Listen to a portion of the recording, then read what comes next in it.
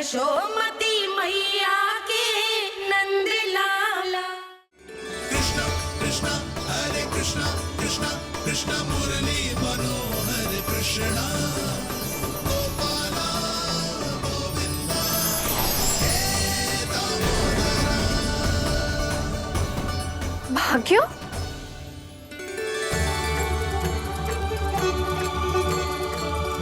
कान्हा,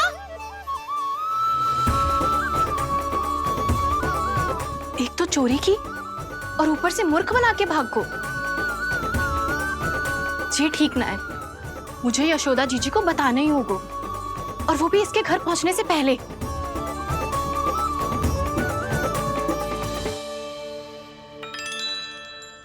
अरे पल्लू मत खींच, तनिक रुक जा, दे रही हूँ, पूजा तो करने दे।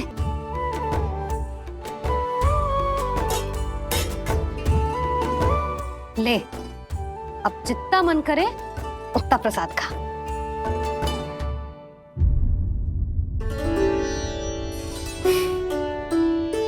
या तो मैं सच्ची बावली हो गई हूँ कि मुझे हर समय कान्हा दिखता रहता है, या फिर मेरा लल्ला कुछ अधिक ही विशेष है कि मेरे साथ ना होके भी सदैव अपनी मैया के साथ ही रहता है।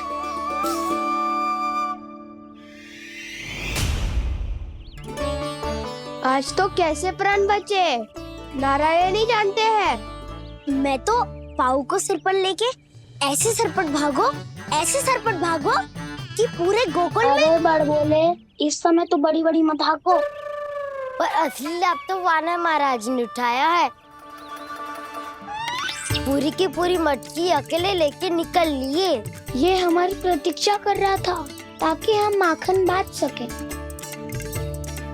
हमारे साथ ना दाऊ, उनके साथ।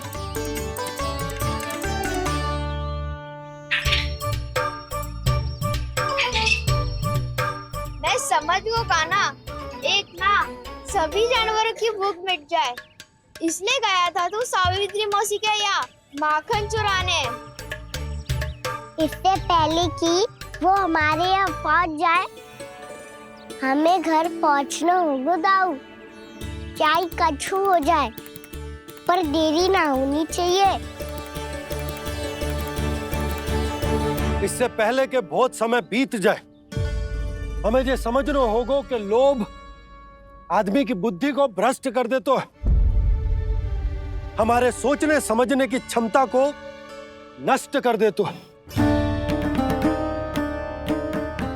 बहुत समय पहले की बात, एक साधु था, वो सुनसान घने जंगल में रहकर साधना करता था। ब्रह्म ज्ञान को प्राप्त करने ही वाला था कि अचानक से एक दिन उसे एक सुनहरी बिल्ली दिखाई थी। उसने उसे देखो तो सोचो कि ये तो बहुत सुंदर है, इसे तो मेरे पास रहना चाहिए, और उसने उस बिल्ली को अपने पास रख लिया। फिर उसने सोचो कि इसे तो दूध की आवश्यकता होगी और उसके लिए गाय की, तो उसने एक गाय भी रख ली। अब गाय को चारे की आवश्यकता होगी और चारे के लिए भूमि की। नारायण की कृपा से भूमि का प्रबंध भी हो गयो। अब भूमि को जोतनो है, चारा उगानो है, चारा काटनो है, और उसे गाय को खिलानो है। गाय को खिला के उसे दूध निकालनो है, और दूध निकाल के बिल्ली को पिलानो है। कार्य बढ़ गो। अब उसे लगो कि सहायता के लिए 2 जोड़ी हाथ और होने चाहिए, तो उसने विवाह भी कर लियो। कुछ समय बीतो और संतान हो गई, और उसे एक बड़े घर की आवश्यकता अनुभव हुई। इसी प्रकार धीरे धीरे लोभ ने उसे अपनी छाया में ले लिया, और वो नारायण की साधना कर ब्रह्म ज्ञान को पाने के अपने परम लक्ष्य को भूल गो। फिर अनेक वर्ष बीतने के पश्चात उसकी अपने गुरु से भेंट हुई। पहले तो उन्होंने उसे पहचाना नहीं, और पहचानो तो उनने कही कि एक बार, बस एक बार अपने कर्तव्य से भटका था तू, और देख कैसे देखते ही देखते लोभ के जंजाल में गहरे ही गहरे धंसता चला गया। सोचो, कहीं उस व्यापारी को धन के लोभ में अपना वचन देकर आप सब भी जे ही भूल तो ना करने जा रहे। परिवार, घर द्वार, भोजन, सुख शांति, जीने के लिए आवश्यक जिस सब कुछ तो है आपके पास। इसीलिए मुझे चिंता हो रही कि जिस प्रकार उस साधु ने ब्रह्म ज्ञान प्राप्ति का अवसर गवा दिया था, आप सब भी इस लोभ में आकर अपना सुख चैन ना गवा दो।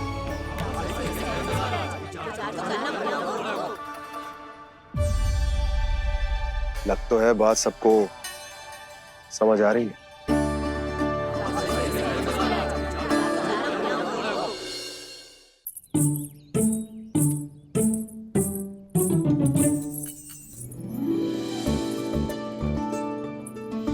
भाभी आसानी से ना मिलने देंगी कान्हा से, पर उसे देखे बिना रहा भी तो ना जा रहे हो मुझसे। कहाँ है वो? मुझ पे बहुत क्रोध है उन्हें। इतनी शीघ्र शांत ना होगा, उन्हें मनाना तो पड़ेगा ताकि मैं नंद भवन में फिर से बिना किसी रोक टोक के आ जा सकूं। पर क्या बोलूं, कैसे मनाऊं उन्हें?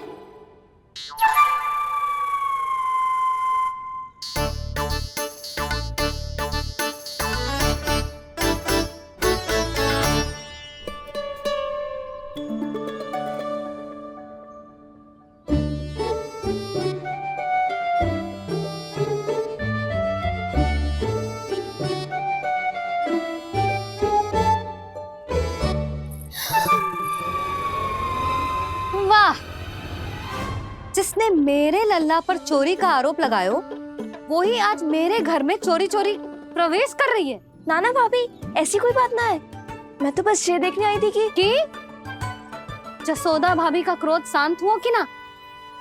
सुन ले जानकी, मेरा क्रोध उसी दिन शांत होगा जिस दिन तू सारी गोपियों के सामने मेरे कान्हा पर लगाया आरोप वापस लेगी। चोरी करेगा तो आरोप ही लगेगा ना जीजी। फिर से आरोप? सावित्री, तू भी? कल तक मुझे ये थोड़ी पता था जीजी कि आपका कान्हा सच्ची में माखन चोरी में पारंगत है। आशा करता हूं कि आप सभी को नंदराज का विचार और संदेश सही से समझ आगो होगो।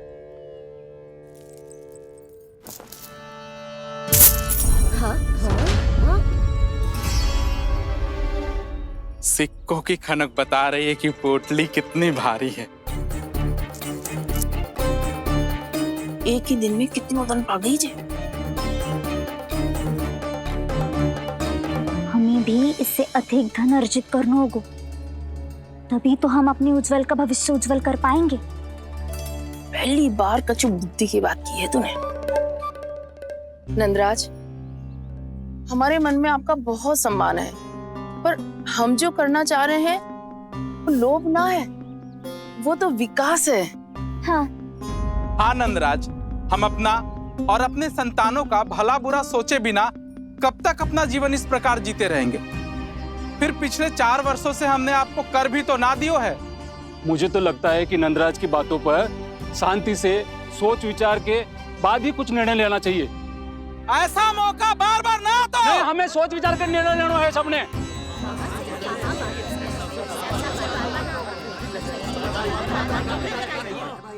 चोरी में पारंगत?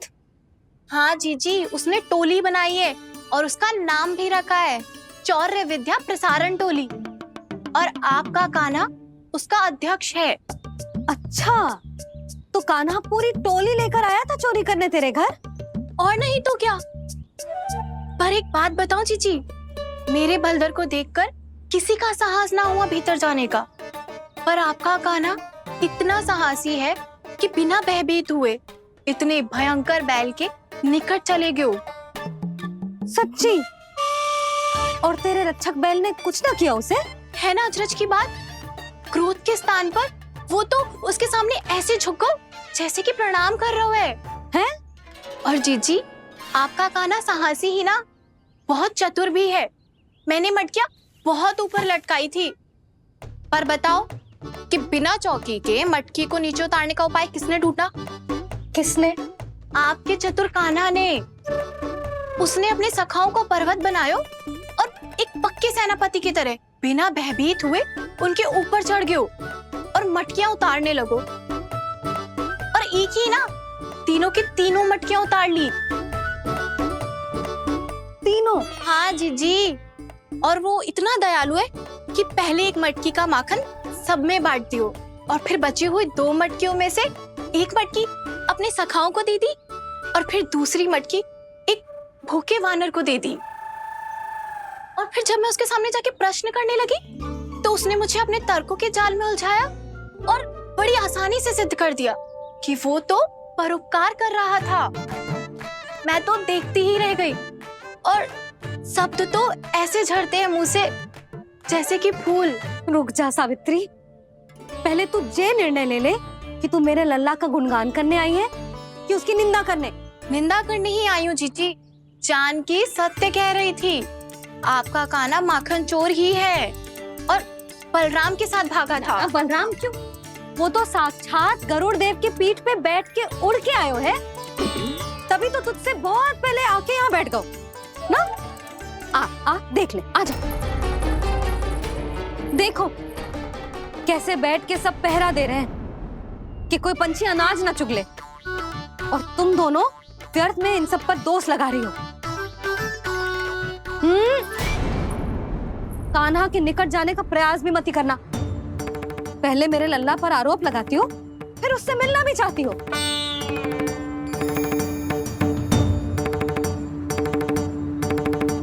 पर जीजी चोरी, अरे उसे तो चोरी का अर्थ भी ना पता होगा। तुम दोनों को नारायण का भय भी ना है क्या?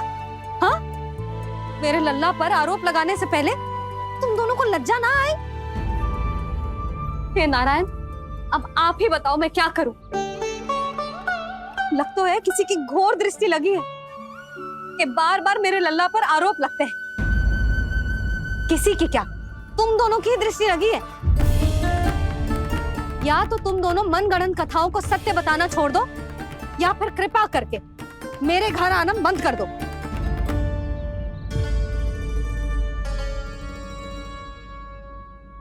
अब दोनों मुंह क्या ताक रही हो? हाँ, जाओ यहां से। और तुम दोनों नंद जी की सभा में क्यों ना गई? हाँ,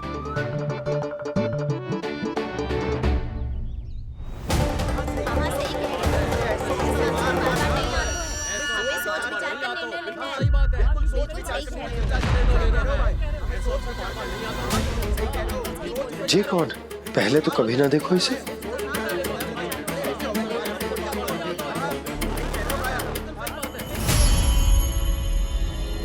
कहाँ को? बस करो।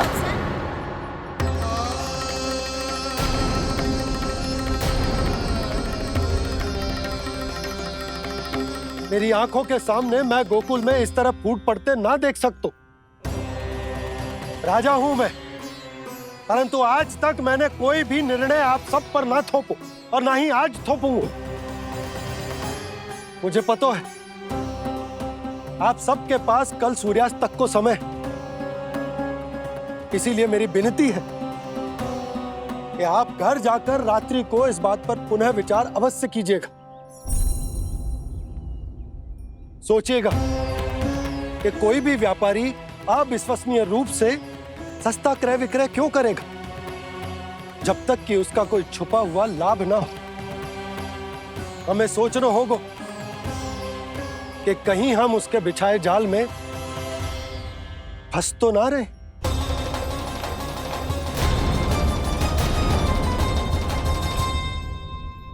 बच गए भैया, जैसे तैसे ही सही, पर समय से पहले पहुंच ही गए हो। सावित्री मौसी कनेक सी बात को इतना बड़ा चढ़ा के बोल रही थी जितना उज्जवल भी ना बोलतो।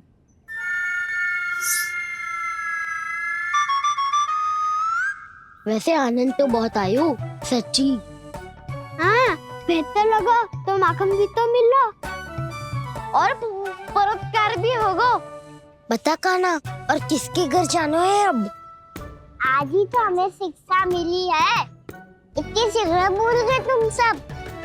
लोग के चक्कर में पड़ोगे तो फंसोगे। लोग के चक्कर में पड़ोगे तो फंसोगे।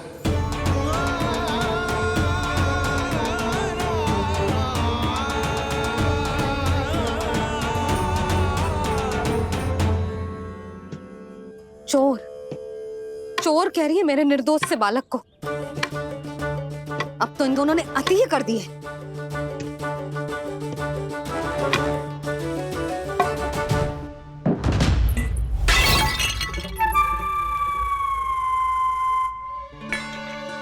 से भी अभी फूटना था। वैसे ही मैं इतनी चिंतित हूँ। कैसे समझाऊं इन गांव वालों को?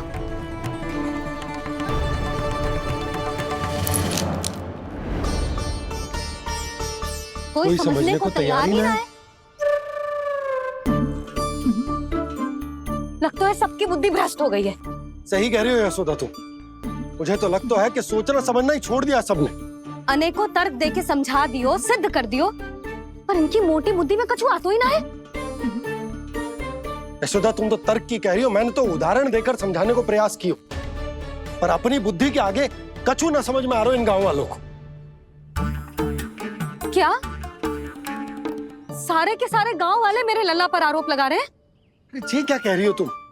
मैं तो गांव वालों की बात कर रहा हूँ जो नारायण के नाम पर वचन देकर उस अपरिचित व्यापारी को अपने दूध, दही, घी, माखन सब देने को तैयार है। लो कर लो बात। मैं गोपियों की बात कर रही हूँ जो लल्ला पर माखन चोरी का आरोप लगा रही हूँ। और आज तो सावित्री ने भी लल्ला को माखन चोर कह के पुकारो है।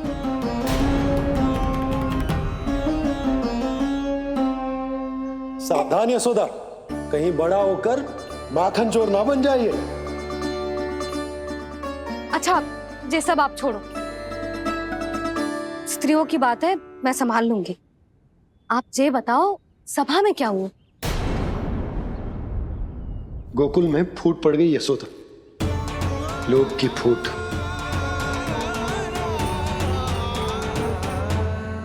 अरे रुको रुको रुको, व्यापारी जी रुकिए रुकिए। नंदराज ने प्रयास तो बहुत किया था व्यापारी जी, पर कुछ व्यक्तियों को छोड़ करके किसी के कान पे जूं तक नहीं रेंगी। इसका अर्थ फूट पड़ चुकी है लोभ की वजह से। बहुत ही शुभ समाचार लाए हो गुप्तचर। अब शीघ्र ही दिखेगा लोभ का चमत्कार।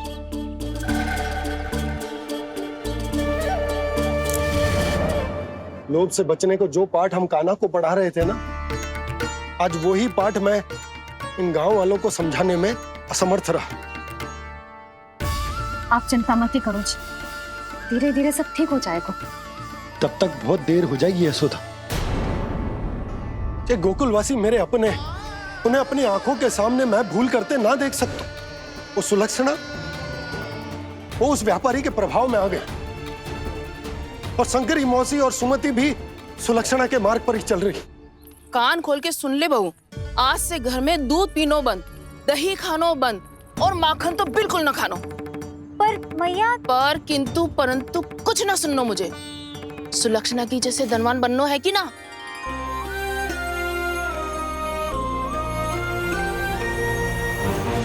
तो फिर जैसा मैं कहती हूँ वैसा कर, तभी तो अधिक से अधिक दूध, दही, माखन बेचकर अधिक से अधिक धन अर्जित कर पाएंगे हम।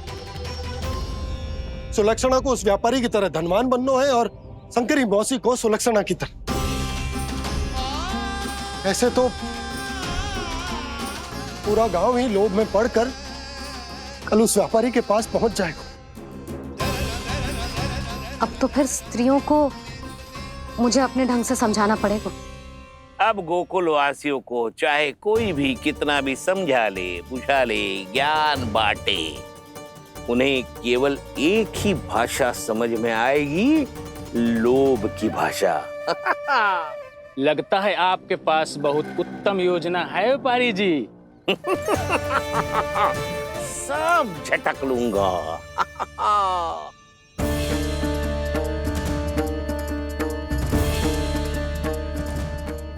आपको क्या लगता है प्रभु, मैया के समझाने से गोपियाँ समझेंगी?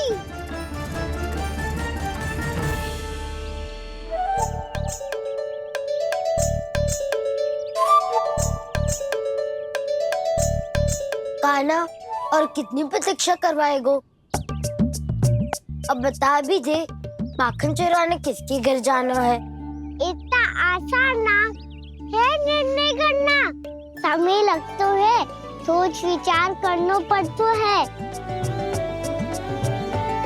पर ये निर्णय किया कैसे जाए पता है मुझे। लगता है ये निर्णय करना पड़ेगा कि बचना कैसे।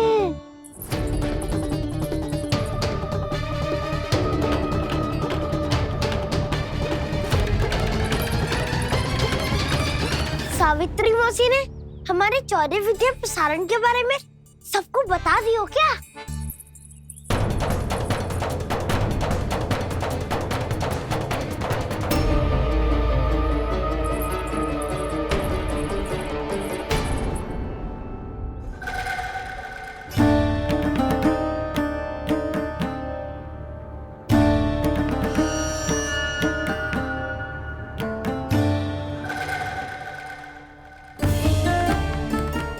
शीघ्र आओ, छोटी माँ बुला रही है।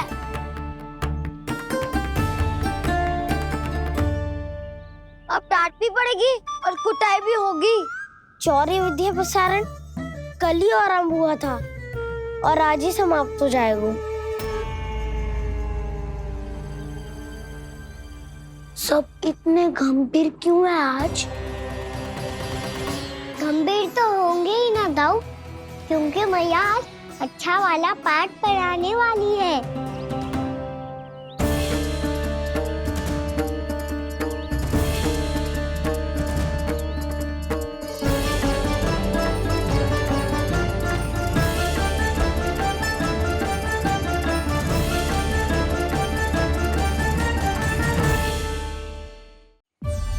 आ गए तुम दोनों?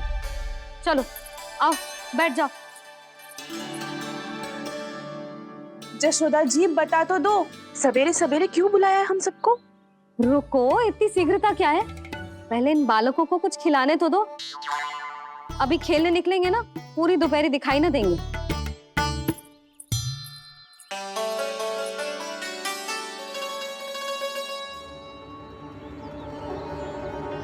मैया देखो ना कैसे अपने आभूषणों का दिखावा कर रही है सुलोचना। चिंता मत कर बहू, शीघ्र ही हम इससे अधिक आभूषण और इससे अधिक उत्तम वस्त्र पहन के घूमेंगे। ये देखो तुम दोनों के लिए क्या बनाओ है मैंने। पूरे गोकुल में प्रसिद्ध मेरे पेड़े। चलो लो। यशोदा, ये तो बहुत सारे हैं। हाँ जशोदा जी, इतने सारे तो मैं भी ना खा पाऊं। क्यों दृष्टि लगा रही हो सुलोचना? बढ़ती आयु के बालक हैं, खाने दो इन्हें। तुम सब कछु मत सुनना, जी भर के खाओ। लेगा ना?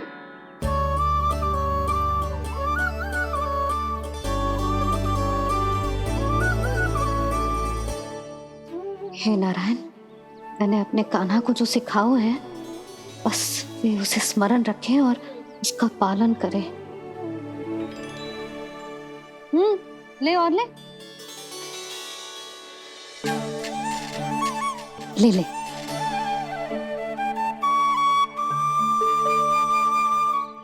आज तो एक के बाद एक पेड़ मिल रहे हैं, वो भी बिना रोक टोक के। मैया 2 के बाद तीसरी मिठाई बड़ी कठिनाई से खाने देती है, पर आज सादा लाड पेड़ों के माध्यम से जिता रही है। कछु तो रहस्य है। प्रभु, क्या आप भी वही सोच रहे हैं जो मैं सोच रही हूँ? कोई परीक्षा तो नहीं ले रही है ये? किस सोच में पड़ गए तुम दोनों?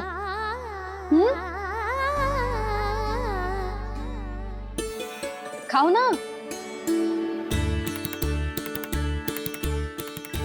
जब तक पेट और मन दोनों ना भर जाए तब तक खाओ। बस यशोदा, इतना पर्याप्त है। अरे ना जिज्जी, घर के शुद्ध मावा और गुड़ के बने, कितना भी खा ले कोई हानि ना होगी। लो और लो।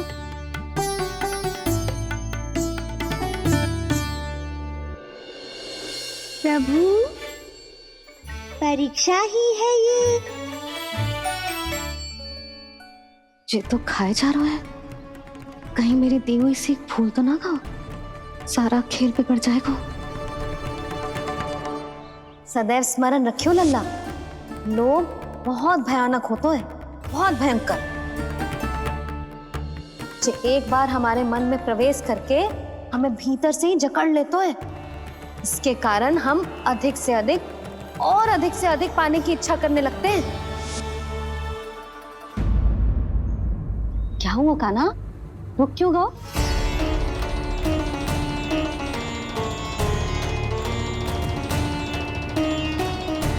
आपने तो सिखाया था मैया, जितनी आवश्यकता हो उतना ही लेना चाहिए, लोभ कभी ना करना चाहिए। बहुत बुरा राक्षस है लोभ।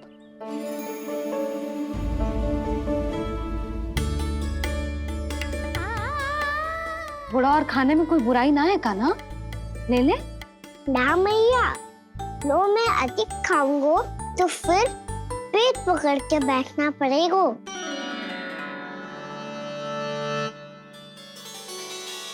हाँ, मेरा भी पेट भर गया। कान्हा सही कह रहा है छोटी माँ, लोग बहुत भयानक राक्षस है। जो भी लोग के चक्कर में पड़ेगो वो बहुत बुरा फंसेगो। अच्छा जाओ, जाके खेलो तुम दोनों।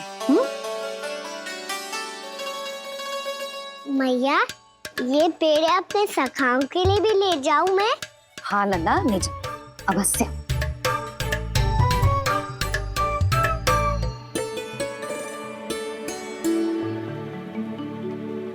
देखो, जो बात इन नन्हे से बालकों को भी समझ में आ रही है, वो तुम सबकी समझ क्यों ना आ रही?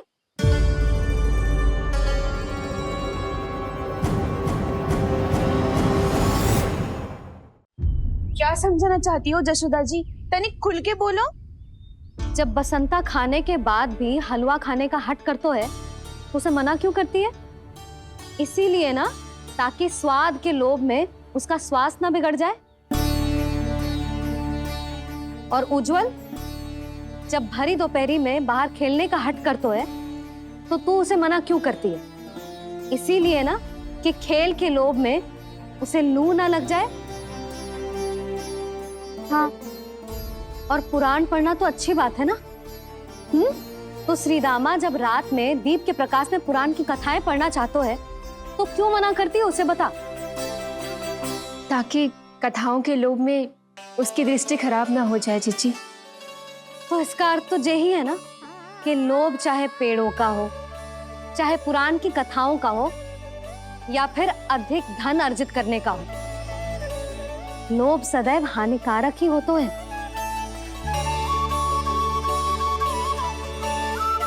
जे बात तुम ही सब ना समझोगी, तो अपने बालकों को कैसे समझाओगी? बोलो। हम सबकी मैया यहाँ क्यों आई है? जिसे डांट पड़ी क्या?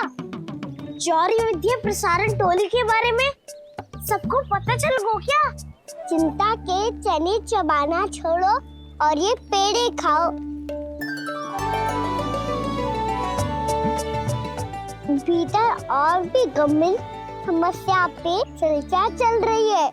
कैसी समस्या? लोग की भयानक राक्षस की समस्या। व्यापारी जी, नंद जी ने कल सभा बुलाई थी और आज रानी यशोदा जी ने सारी स्त्रियों को अपने घर पे बुलाया है। तो आपको नहीं लगता कि हमें कुछ करना चाहिए? करना तो चाहिए गुप्तचर। सबसे पहले हमें हाट जाकर गोकुल वासियों की प्रतीक्षा करनी चाहिए। सूर्यास्त से पहले वो सारे मूर्ख वहां आने वाले हैं, मेरे सामने नारायण के नाम का प्रण लेने। उन्हें चाहे कोई भी कितना भी समझा ले बुझा ले, उससे कोई अंतर नहीं पड़ेगा गुप्तचर। हमारा वास्तविक धन क्या है? दूध, घी, दही, माखन, यही ना? हाँ, तो श्री नारायण की कृपा से तो हमारे पास इसकी कोई कमी ही ना है। तो हम सब तो पहले से ही धनवान हुए ना। तो फिर जे गोधन अपने परिवार और संतान में बांटने के बाद जो भी बचतो है, वो तो हाट पे बिखी जातो है ना। तो फिर मथुरा के किसी अपरिचित व्यापारी के साथ माथा फोड़ने की क्या आवश्यकता है? जशोदा जी, हम आपकी और नंदराज की चिंता समझते, पर इसकी कोई आवश्यकता ना है। कुछ उल्टा सीधा नहीं करेंगे हम। विश्वास रखो यशोदा, हम जो कुछ करेंगे समझदारी से करेंगे। लोभ में आके कोई निर्णय नहीं लेंगे हम लोग, है ना? हाँ। अच्छा, अब चलती हूँ। बुलावे की सूचना पाके सब कार्य ऐसे ही छोड़कर आ गई थी।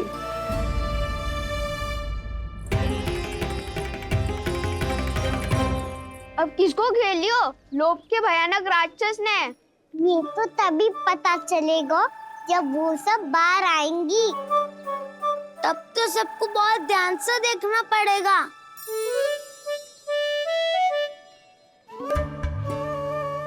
देखना तो पड़ेगा दाऊ, तभी तो पता चलेगा माखन चुराने किसके यहाँ जाना है।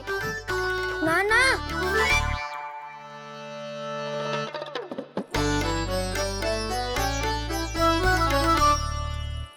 लोग का राक्षस तो उनके पास दिख ना रही हुआ है।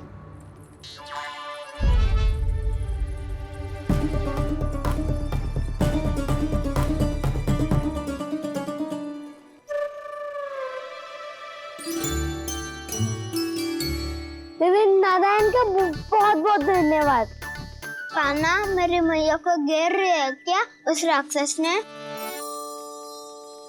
यशोदा भाभी और नंद भैया कितने चिंतित थे ना। पक्का कछु ना कछु कारण तो अवश्य होगा।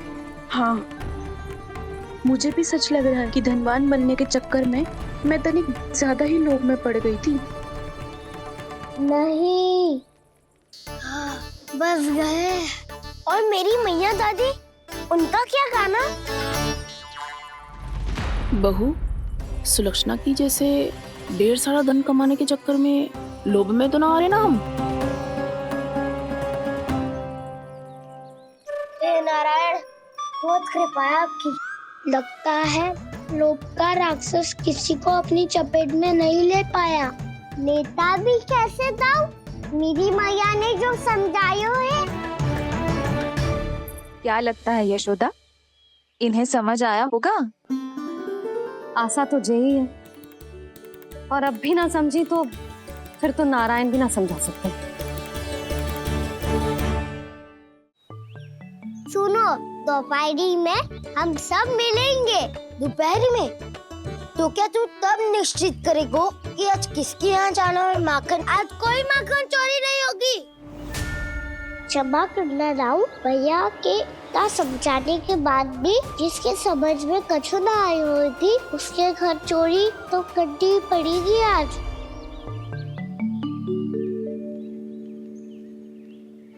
व्यापारी जी, सारी स्त्रियां एक साथ यहीं आ रही हैं। मेरे चक्रव्यूह में फंसने की इतनी शीघ्रता कि संध्या तक भी नहीं रुक पाई।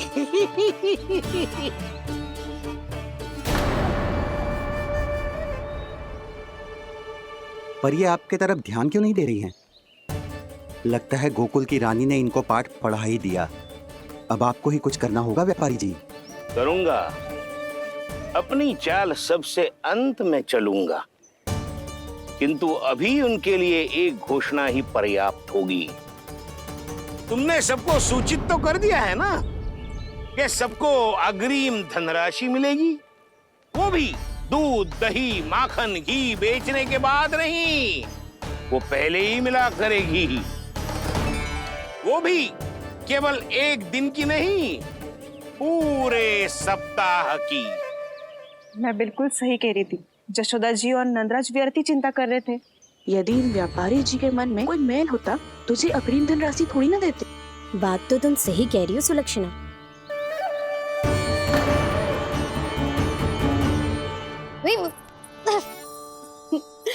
कितनी शरारत करते हो तू?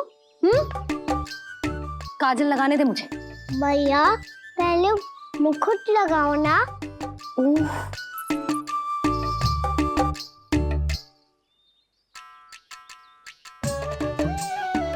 और मेरी मुन्नी? हाँ हाँ, रुक जा।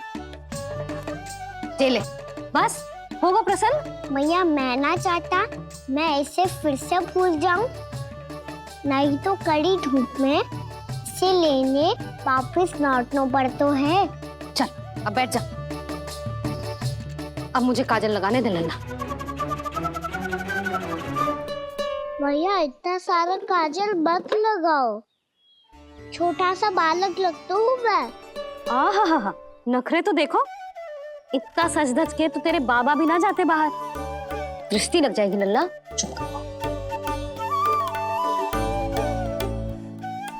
उनको तो आ सकता ही ना है मैया, वो तो गोकुल के राजा है। वैसे भी मुझे भी कम मत समझो, मैं भी राजा हूँ अपनी टोली का। कौन सी टोली? अपनी। ये क्या कर रहे हैं प्रभु? बता, कौन सी टोली? बालकों की टोली मैया, मारी खीर वाली टोली का।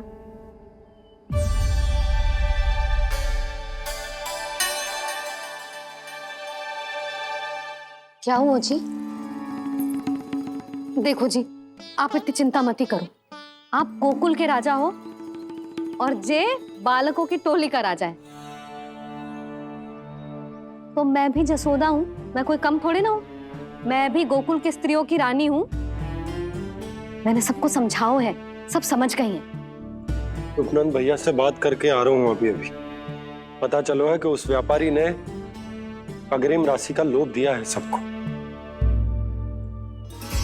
मुझे ना लगता तुम्हारे समझाने का कोई लाभ हो। अभी तो ये सब समझ के गई, बोल के भी गई कि अब उस व्यापारी के फेर में ना फंसेंगी। इतनी शीघ्र पलट गई। इन सब में अपनी बुद्धि ना है क्या? जब कोई विकार मन में बस जाता है ना यशोदा, तो सूझबूझ सब समाप्त हो जाती।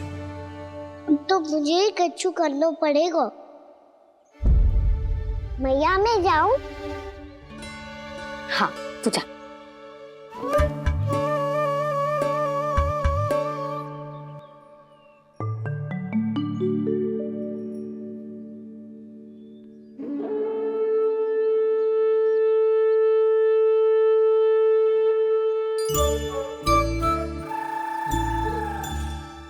बहुत बड़ी समस्या हो गई है सखाओ।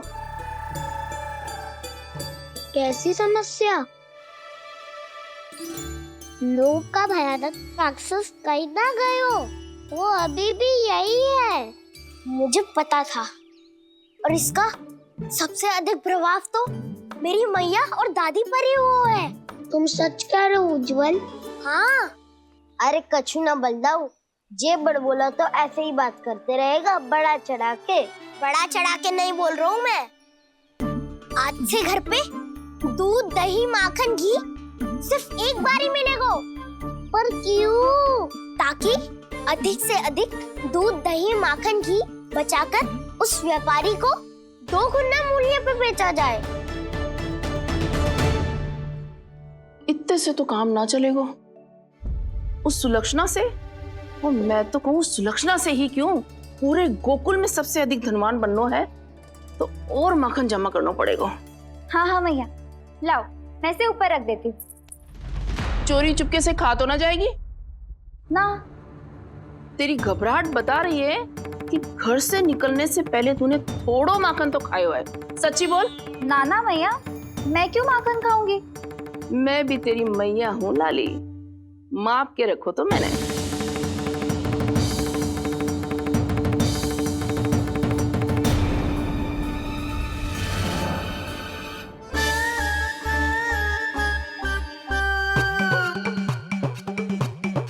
हाय रे, तूने तो सच्ची में माखन खायो है।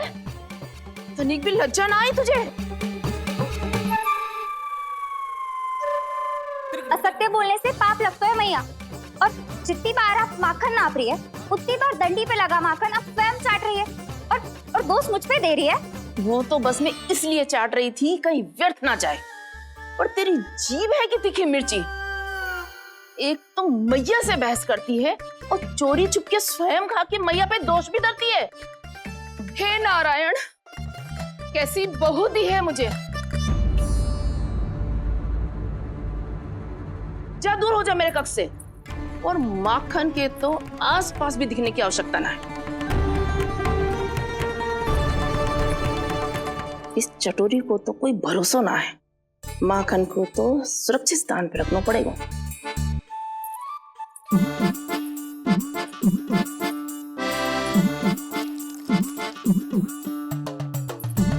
यदि बहू ने अब मटकी उतारने को प्रयास किया तो अचानक पानी गिर जाएगा और घबरा के वो चिल्लाएगी और मुझे पता पड़ जाएगा।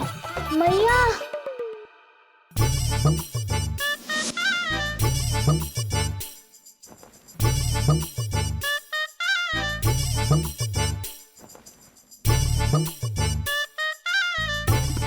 ये माखन तो मैं किसी को छूने भी ना दूंगी, तभी तो बनूंगी धनवान, बहुत धनवान। मैया माखन बेचने कहीं अकेली ना निकल जाए। जे तो पता भी ना चलने देगी कि कितना धन मिलो है। इन्हें अकेली धनवान ना बनने दूंगी मैं भी बनूंगी धनवान, बहुत धनवान। पहले तो जब चाहे तब भरपूर माखन खा सकता था, पर अब दोनों तो ऐसे संभाल के रखती हैं कि जैसे माखन की मटकी ना स्वप्न का कलश हो। मेरे यहाँ भी ऐसा ही हो रहा है। नारायण का बहुत बहुत धन्यवाद। नंद जी और जशोदा जी की बातों में आने से पहले ही सत्य का पता चल गया।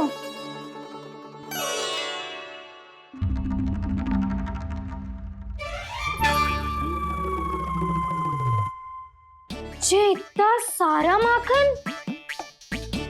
दृष्टि मत लगा, पेट पे पट्टी बांध के रात रात भर भूखा रह के बड़ी कठिनाई से माखन इकट्ठा किया है जे। तो क्या आपने निर्णय ले लियो है कि आप उस व्यापारी को वचन दे दोगी? अरे जब द्वार पे साक्षात लक्ष्मी जी हो तो द्वार बंद ना करते बावी।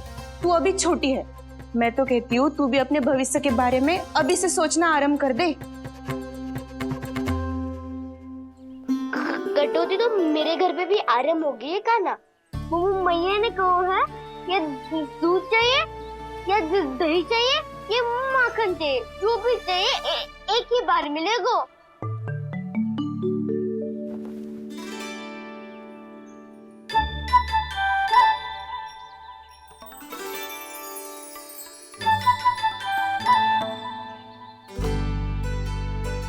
तब हमारी टोली को ही कुछ करना पड़ेगा। तुम सबको तुम्हारा अधिकार मिले, ये हमारा कर्तव्य है।